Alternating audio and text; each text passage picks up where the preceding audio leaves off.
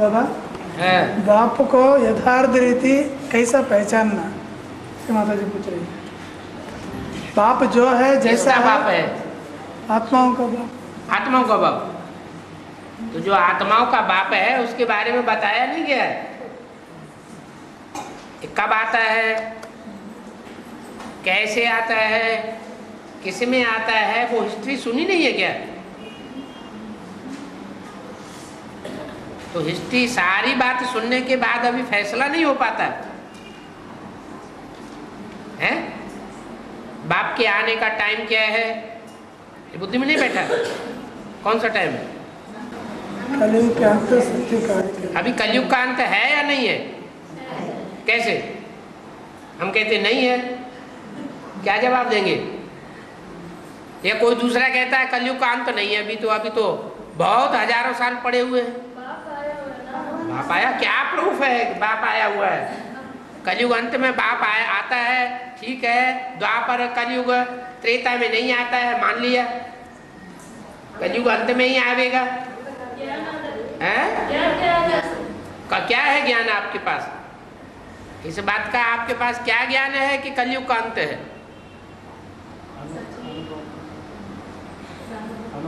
अरे जब दुनिया का अंत होना होता है तो अंत करने का बारूद तैयार हो जाता है। क्या एटम बम बनते हैं। हाँ, जब बाप आते हैं तो बाप के साथ विनाशकारी मूर्ति भी आती है। कौन सी मूर्ति है? शंकर द्वारा विनाश। तो बताओ कि आज से 70 साल पहले न विनाश की सामग्री थी और न विनाश कराने वाली मूर्ति, निमित्त मूर्ति इस दुनिया में थी। 70 साल के अंदर ही विनाशकारी मूर्ति भी आई मैदान में और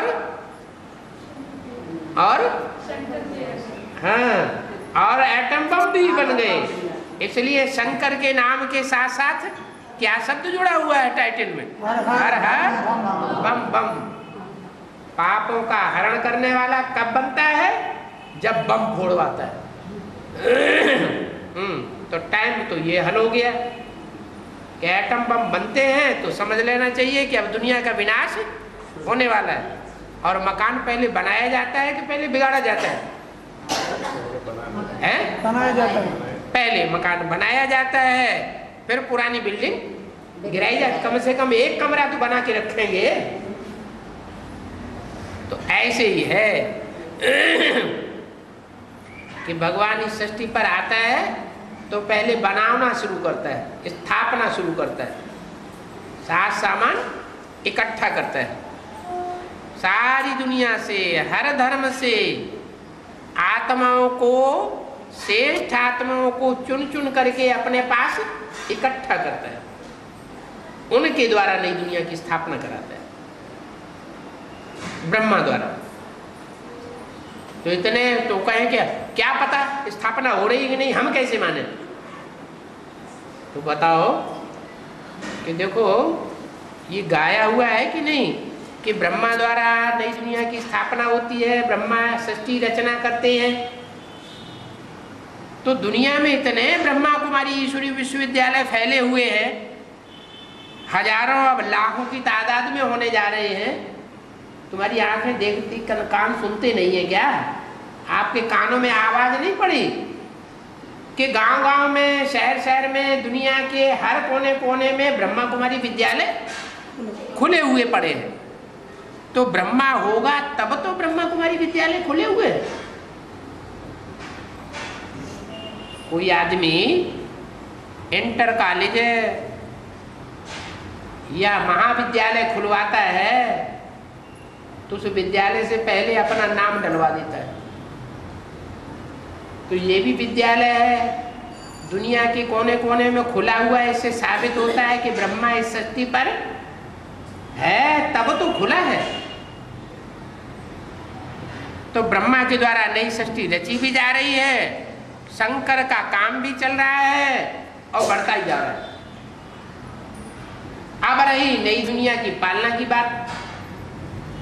तो जब स्थापना का काम पूरा होगा,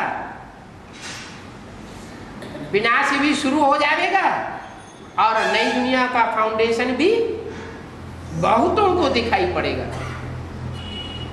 जो तुम्हारे शास्त्रों में लिखा हुआ है, अंग्रेज लोग लिखते हैं पैराडाइज, मुसलमान लोग लिखते हैं जन्नत, तो उनके शास्त्रों में इसी समय की यादगार लिखी हुई है। ये जन्नत और पैराडाइज देखा किसी ने नहीं है, लेकिन उनके शास्त्रों में ये बात नुदी हुई है। तो ये बात पक्का कि भगवान इस सृष्टि पर आया हुआ है, नई दुनिया की स्थापना कर रहा है, पुरानी दुनिया का विनाश करा रहा है, और नई दुनिया की पालना भी होने वाली है। जन्नत का नजारा सबको अनुभव होगा, सारी दुनिया मानेगी। इस दुनिया में कहीं न कहीं, खास भारत में बैकुंठ है। अब रही बात, फिर वो भगवान कहाँ है? तुम कहते हो ब्रह्मा तो शरीर छोड़ गया, तो हम कहाँ ब्रह्मा को भगवान कहते हैं? हम कहते हैं ब्रह्मा को भगवान है? वो तो तथाकथित कोई ब्रह्मा कुमार कुमारी हैं, अधूरी पढ़ाई पढ़ने वाले, वो कहते हैं ब्रह्मा भगवान। हम तो नहीं कहते। भगवान कौन है? शिव भगवान जो है वो तो बिंदु का नाम है। कैसे पता चले? है? तो कौन से शरीर में प्रवेश करते हैं हमें कैसे मालूम पड़े? साकार शरीर तो सभी है, तो सभी साकार शरीर में प्रवेश करता है। तो फट से कंटा काट दो कि आधे शरीर तो स्त्री चोला है और आधे शरीर पुरुष चोला है। ज्ञान में चलने वाले ब्रह्मा कुमारी ईश्वरी विश्वविद्यालय में ही भगवान पढ़ाया रहा होगा, तो उनमें जो स्त्री चोले हैं उनमें तो कहीं शास्त्रों में गाया हुआ नहीं है कि भगवान स्त्री चोला धारण करके आया। कहीं लिखा है? भगवान का स्वरूप स्त्री चोले के द्वारा गाया हुआ नहीं है। भगवान तो पुरुष के द्वारा आता है। तो आधे स्त्री चोले तो पहले ही निकाल दिए। अब रहे पुरुष चोले, तो पुरुष चोलों में से कैसे पता चले कि ज्ञान में चलने वाले कौन हैं जिनमें भगवान कार्य करता होगा? तो बताओ कि भगवान तो एक व्यापी होता है। क्या भगवान इस सृष्टि पर आएगा, भगवान की इतनी महिमा होती है, तो एक रूप की महिमा होगी या अनेकों रूपों की महिमा होगी? एक रूप की महिमा होती है। तो वो एक रूप जो है वो गाया हुआ है शास्त्रों में। और जो गलत फहमी हो गई है कि राम भी भगवान है, कृष्ण भी भगवान है, शंकर भी भगवान है, अनेक रूप भगवान के दे दिए हैं, वो गलत फहमी के कारण हुआ। क्या गलत फहमी? नहीं, भगवान जिस चोले में आता है वो चोला राम वाली आत्मा का होता है, अंतिम जन्म। और उस राम वाली आत्मा के अंतिम जन्म का नाम पड़ता है शंकर। शंकर का मतलब है मिक्स पार्टधारी। क्या? उसमें ब्रह्मा की सोल भी प्रवेश करती है। जिस ब्रह्मा के द्वारा ब्रह्मा कुमारी ईश्वरी विश्वविद्यालय की स्थापना हुई, वही ब्रह्मा की आत्मा जिसने सबको, सभी ब्राह्मणों को बहुत प्यार दिया, बहुत शांति का दान दिया, बहुत शीतल शीतल ज्ञान दिया, बड़ी मां के रूप में सही शक्ति धारण करके बच्चों की पालना की, वही शीतल ज्ञान प्रकाश वाला चंद्रमा राम के मस्तिष्क में प्रवेश करता है। इसलिए शास्त्रों में और चित्रों में उसके मस्तक पर क्या यादगार दिखाते हैं? चंद्रमा की यादगार दिखाते हैं। और तीसरा नेत्र भी दिखाते हैं। वो तीसरा नेत्र है शिव की प्रवेशता की यादगार। क्या? शिव बुद्धि के तीसरे नेत्र के रूप में प्रत्यक्ष होता है। बुद्धि के आधार पर ब्रह्मा के द्वारा जो भी ज्ञान सुनाया है, ज्ञान का गीत सुनाया है, उस ज्ञान के गीत के एक एक शब्द, एक एक लाइन का हिज्जे हिज्जे करके समझाता है। ये समझाने का काम बुद्धि के द्वारा करता है। क्या? बुद्धि जो है वो बुद्धि रूपी तीसरा नेत्र शंकर को ही दिखाया जाता है। ये त्रिनेत्री कहा जाता है। तो जो तीसरा नेत्र है वो सदा शिव नेत्र है। ब्रह्मा आज ज्ञान सुनावेगा, कल खलास हो जाएगा। भले ब्रह्मा एक का नाम नहीं है, ब्रह्मा भी अनेकों के नाम है, इसलिए चौमुखी ब्रह्मा गाया हुआ है, पंचमुखी ब्रह्मा गाया हुआ है। लेकिन भगवान जिसमें मुकर्रर रूप से प्रवेश करता है वो एक ही शंकर का स्वरूप है, जो सारी सृष्टि का पिता गाया जाता है। जगतम पितम, जगत का पिता। सारा जगत उसे अपने पिता के रूप में मानता है। अंग्रेज लोग भी मानते हैं उसको, बापों का बाप, तो कहते हैं एडम। मुसलमान क्या मानते हैं? आदम। जैन लोग भी मानते हैं आदिनाथ, और हिंदू लोग तो कहते हैं आदिदेव। जब नई सृष्टि शुरू हुई तो नई सृष्टि में देवताएं थे। उन देवताओं में पहला देवता कौन? आदिदेव शंकर।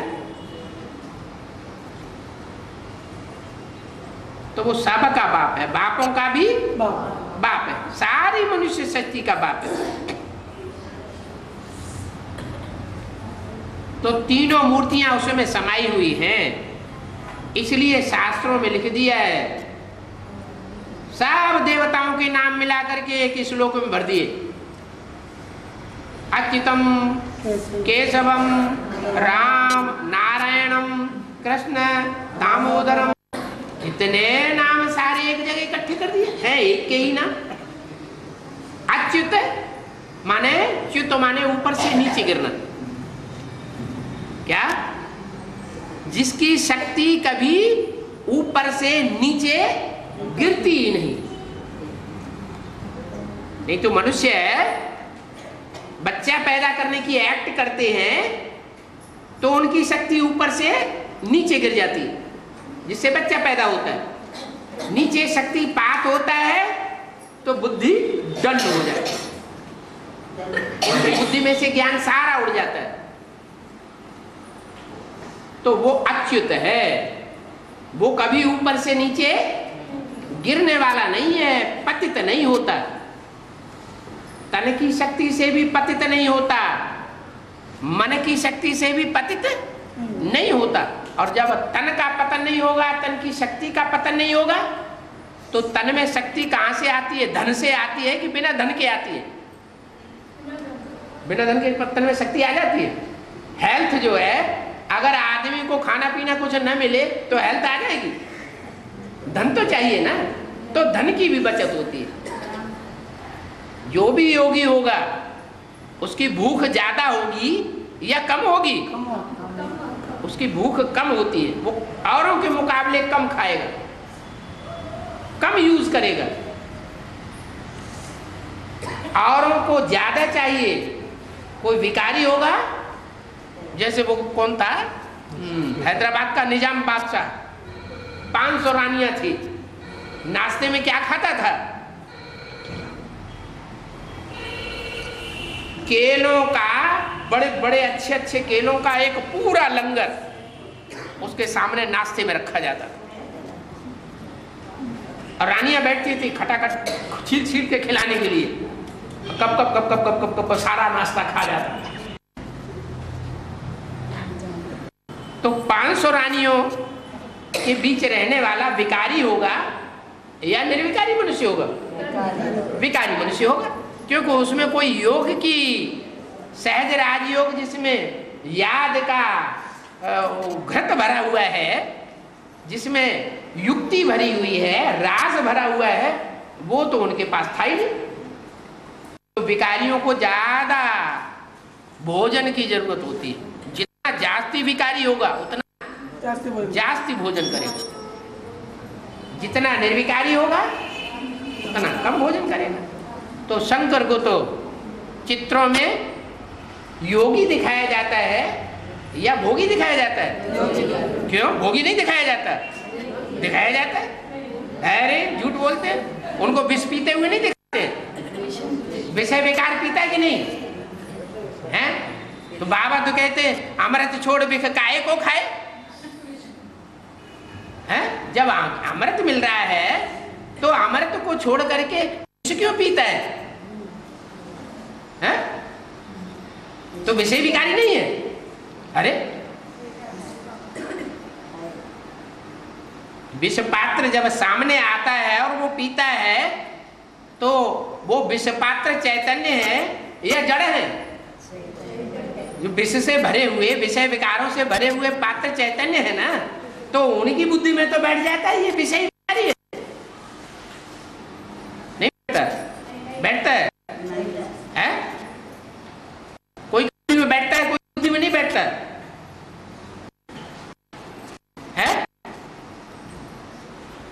ज्ञानी होगा तो उसकी बुद्धि में बैठेगा। जैसे खुद विकारी होगा बुद्धि में नहीं बैठेगा। विकारी होगा जैसी दृष्टि वैसी शक्ति दिखाई पड़ती।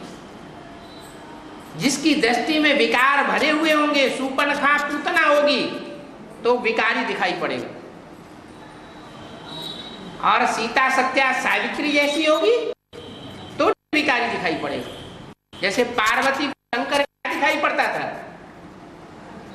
बोला हमारे जान सदा शिव जोगी, जानवद्य अकाम भोगी। हमारी जानकारी जहां तक है वहां तक मैं ये समझती हूं शिव शंकर भोलेनाथ सदा के ही योगी है। माना जन्म जन्म ये भोगी बन करके नहीं रहे हैं। इनकी आत्मा का लगाव जो है वो शरीर के भोग भोगने में नहीं रहा है, और इस जन्म में भी ये योगी है, भोगी नहीं। आज है ये अजन्मा है। क्या इनकी जन्म मृत्यु बार बार नहीं होती है कि आज अभी निश्चय बुद्धि बाप के बच्चे बने और अभी अभी अनिश्चय रूपी मृत्यु हो जाए? जन्म मृत्यु के चक्कर में ये नहीं आते। ये अज है। ज माना जन्म लेने वाला, आ माने नहीं, माना अज माना जन्म मृत्यु के चक्कर में ना आने वाला, अनवद्य। इनका कोई वध नहीं कर सकता ज्ञान बाण मार के। ऐसे लोग होते हैं ना, कोई बहुत ज्ञान सुनाता है, बहुत ज्ञानी होता है, तो मायावी रूप धारण करके उसको ऐसी बात सुना देता है तो उसका ज्ञान व्यान सारा डोलने लगता है, ज्ञान छोड़ छाड़ के भाग जाता है, अज्ञानी बन जाता है, अनिश्चय बुद्धि बन जाता है। तो मर गया या जिंदा है? मर गया तो उसका वध हो गया ना। वध हो गया माने उसकी हत्या हो गई। तो ऐसे नहीं है कि उनका कोई वध कर सके, हत्या कर सके। अकाम, उनकी अपनी कोई कामना नहीं है। जो भी कामनाएं हैं वो सब किस लिए है? विश्व कल्याण के लिए, परमार्थ के लिए है, स्वार्थ के लिए नहीं है। अभोगी, भोगी माना भोग भोगने वाला, वो अपने लिए भोग नहीं है, सिर्फ शरीर बना रहे इसलिए भोग है। तो पार्वती का ये अपना मंतव्य हुआ। जो विकारी कन्याएं माताएं हैं उनका मंतव्य कोई दूसरा हो जाता है। तो आगे चल के यज्ञ में ऐसे बहुत से निकलेंगे जो बाप की ग्लानि भी करेंगे, और ऐसे भी निकलेंगे जो बाप का गायन ही गायन करेंगे, ग्लानि का सवाल ही पैदा नहीं होगा। तो ये पहचान बताई है मुरलियों में, ढेर सारी पहचान है। कोई रिसर्च स्कॉलर हो तो ढेर सारी बातें इकट्ठी कर सकता है कि वो तन कौन सा है मुकर्रर रथ है जिसमें शिव सुप्रीम सोल अकर्ता अभोक्ता प्रवेश करता है और प्रवेश करके पार्ट बजा रहा है ब्राह्मणों की दुनिया के बीच में। ऐसा ज्ञान सुनाता है जो ज्ञान और कोई मनुष्य मात्र नहीं सुना सकता। तो बुद्धि में बात बैठेगी। वो मुकर्रर रथ भी समझ में आ सकता है, समझ में ही नहीं आ सकता। जिसकी समझ में आ जाएगा वो दूसरों को समझा भी सकता है। तो बात हल हो जाती है कि भगवान बाप आया हुआ है, किस मुकर्रर रथ में आया हुआ है, कहाँ कार्य कर रहा है। भले ये बात भी है कि बहुत गुप्त पार्ट बजाता है। जिनको पढ़ाई पढ़ाता है पांडवों को वो भी गुप्त है, और उन पांडवों को गुप्त पांडवों को पढ़ाई पढ़ाने वाला भी गुप्त है। लेकिन है तो इसी दुनिया में, इस दुनिया से बाहर है, इसी दुनिया में। और इतनी डिटेल में सुनाया था ना बाबा, गुप्त कहाँ है? डिटेल में सुनाया था ना अभी। हाँ, फिर गुप्त कहाँ? नहीं, पढ़ाई गुप्त तो उनके लिए है कि जो पढ़ाई पढ़ते हैं, एक बार पहचान लेते हैं, अंजाम कर लेते हैं और फिर गलतियां करते हैं। एक बार गलती करते, 2 बार करते, 3 बार करते और करते ही रहते, उनके लिए गुप्त हो जाता है। जैसे बोला अव्यक्तवाणी में कि जो क्रोध करते रहेंगे तो उनसे बाप दादा नहीं मिलेंगे। तो कितने साल हो गए ये बोले हुए? ये बात बोले हुए कई साल बीत गए। तो बाप दादा ने एक्ट करना शुरू कर दिया होगा कि नहीं, कि इतने परसेंटेज से ज्यादा अगर क्रोध करते हुए देखे गए तो मिलना जुलना बंद। क्रोध जिसमें आवेगा उसमें काम का अंश जरूर होगा। तो ऐसे कामी क्रोधियों से मैं नहीं मिलूंगा। थोड़ा बहुत है तो चलो थोड़ा अभी माफ करते हैं, क्योंकि अभी लेट का बोर्ड लगा है, लेकिन टू लेट का बोर्ड नहीं लगा है। अभी भी कोई सुधार अगर करना चाहे तो कर सकता है। और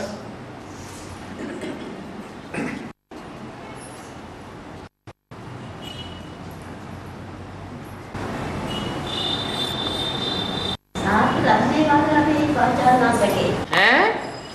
रहने वाला भी मेरे साथ रहने वाले वो भी मेरे को नहीं पहचान सकते। सबके लिए नहीं बोला। इसका मतलब है कोई है जिन्होंने सबसे जास्ती संग किया है, साथ में रहे हैं। साथ में रहने का मतलब क्या है? साथ रहना, साथ खाना, साथ सोना, साथ खेलना, सब कुछ किया है, लेकिन फिर भी मेरे को नहीं पहचान पाते।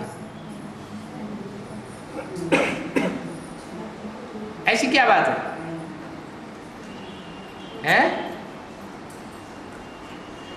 ऐसी बात है पुष्करणी ब्राह्मण बनने की। उसका कारण क्या हुआ कि नहीं पहचान पाते हैं? क्या कारण हुआ? किसी पार्ट में रुक गए। पुष्करणी ब्राह्मण है। पुष माना दूसरों ने धक्का दे करके आगे बढ़ाया है, खुद अपनी लगन से आगे नहीं बढ़े हैं। तो धक्का दे करके जो गाड़ी चलाई जाएगी वो कितने समय तक चलेगी? कोई मोटर कार होती है ना, रुक जाती है तो बार बार धक्का देते हैं, चल पड़ती है, स्टार्ट हो जाती है, फिर बंद हो जाती है, फिर धक्का देते हैं, फिर चल पड़ती। तो आखिरी उसकी भी कोई मियाद होगी कि नहीं होगी? है धक्का दे दे करके उसको कब तक थमा के रखेंगे?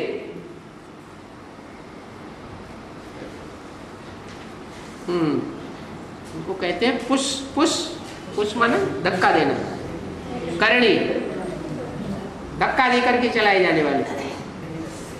ऐसी बहुत सी कन्याएं हैं जिनको माँ बाप सरेंडर कर देते हैं, गरीब है या घर परिवार में ऐसी स्थिति नहीं है या मोहल्ले और रिश्तेदारों की ऐसी स्थिति नहीं है कि कन्या को घर में पाल सकें सुरक्षा पूर्वक, तो यज्ञ में अर्पण कर जाते हैं। कन्या की बुद्धि में तो बैठा नहीं होता है। अब बाप तो बांधा हुआ है, चलो लग जाए इनका तो लगी ही जाए, बाप क्यों धक्का देंगे। कन्या से ज्यादा शुद्ध और तो कोई चीज होती नहीं है।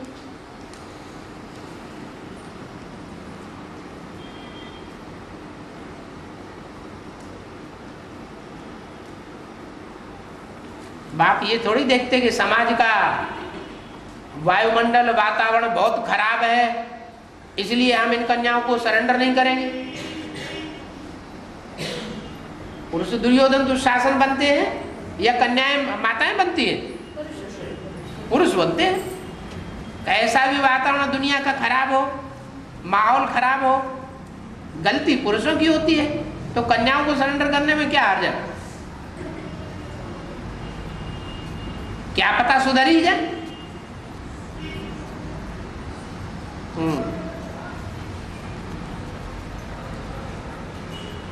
और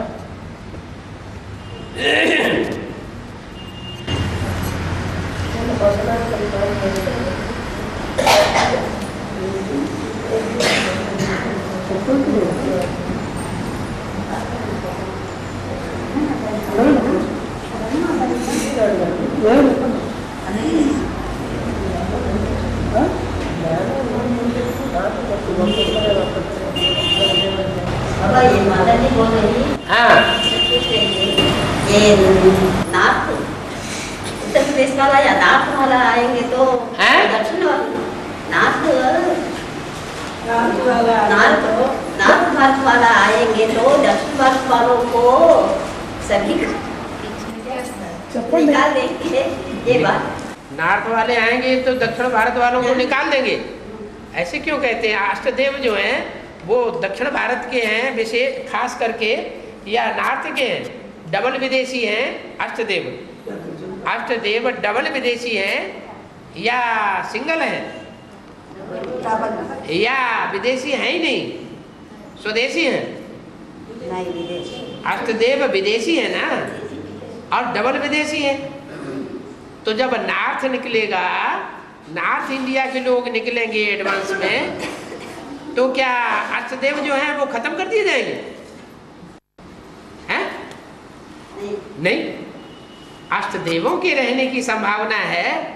तो ये बात तो गलत निकली। और विदेशी या स्वदेशी शरीर होता है या आत्मा होती है?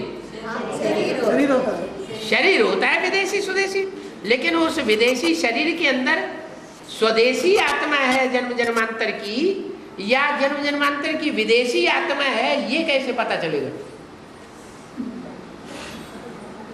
है?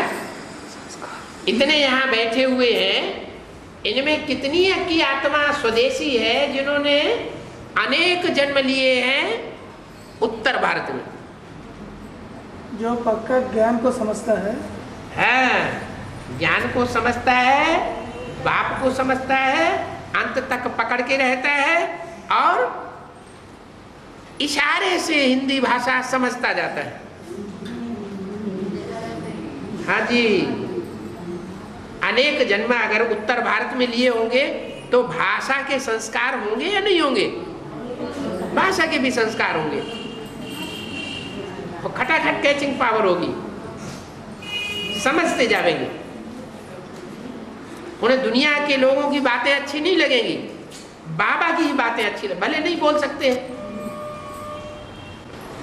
हाँ बाबा बच्चों को बाप समान बनने का लक्ष्य दिया है। हाँ, बाप समान बनने के लिए क्या पूछा?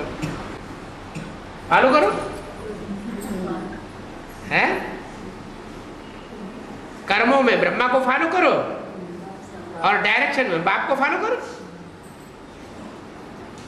नहीं बताया? बताया तो है। जैसे बाप चलाते जावे वैसे चलते जाओ। जैसे ब्रह्मा ने कर्म किए वैसे ब्रह्माचारी, ब्रह्मा का आचरण करने वाले बनते जाओ। ये चेकिंग करना कोई बड़ी बात है क्या?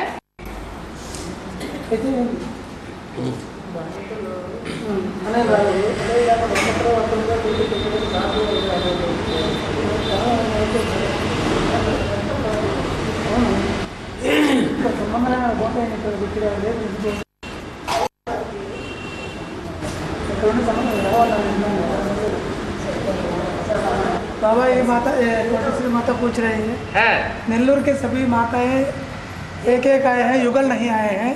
हाँ, एक एक घर से एक एक माता ही निकली है। बूढ़ी माताएं निकली है और चोर लो చదువు బాగా చెప్పండి.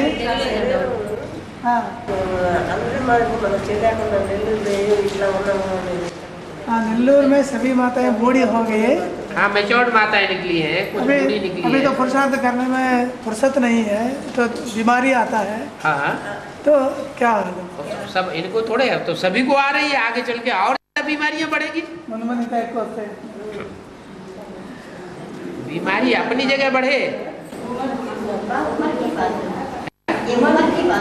हाँ, उम्र बढ़ रही है तो कोई हर्जा नहीं है। उम्र भी बढ़ती है तो बाल बच्चे भी तो बड़े होते हैं।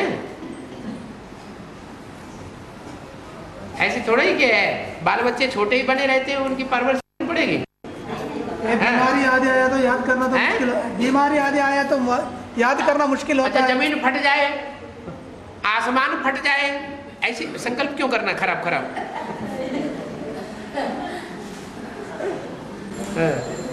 महाराज के बचपन अंत तक बाबा के बच्चे होकर रहने के लिए उपाय क्या? अच्छा पुरुषार्थ करना, खूब सेवा करना। सेवा करते रहेंगे तो सेवादारी बच्चों को याद करते रहेंगे बाप। जिनको बाप याद करते रहेंगे वो आगे बढ़ेंगे या पीछे हटेंगे? आगे बढ़ेंगे। आगे बढ़ेंगे।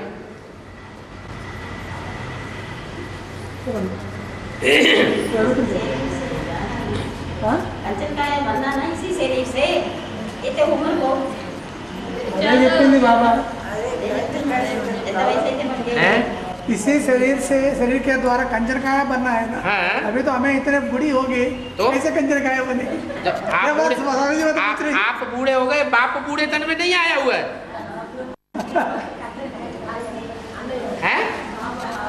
बाप नौजवान तन में ही रहता है क्या? है? ट्रिपल इंजन है बाप में ट्रिपल इंजन है। नहीं, ट्रिपल इंजन जो है, जिन आत्माओं को आप ट्रिपल इंजन, डबल इंजन बोल रहे हैं, ट्रिपल इंजन तो होता नहीं। डबल इंजन जिन्हें बोल रहे हैं वो इंजन क्या पार्सलिटी वाले हैं? पार्सलिटी वाले तो नहीं है। शिव बाप जब ब्रह्मा के तन में प्रवेश किया तो उनकी खांसी ठीक कर दी क्या? नहीं ठीक कर दी ना, पार्सलिटी तो नहीं की। तो ब्रह्मा की सोल जो है या शिव की सोल जो है, जो डबल इंजन है दोनों, वो पार्शियलिटी वाले हैं क्या? हैं? पार्शियलिटी तो नहीं है। अपना अपना कर्म भोगो, अपने आप भोगो। मुकर्ररत है तो क्या हुआ?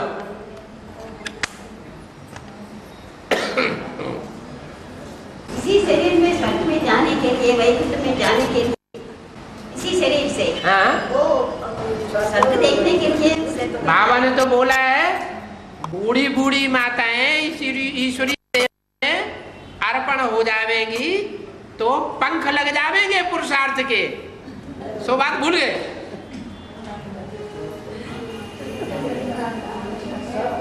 हिम्मते बच्चे अब सुब्बा राव भाई घबराए।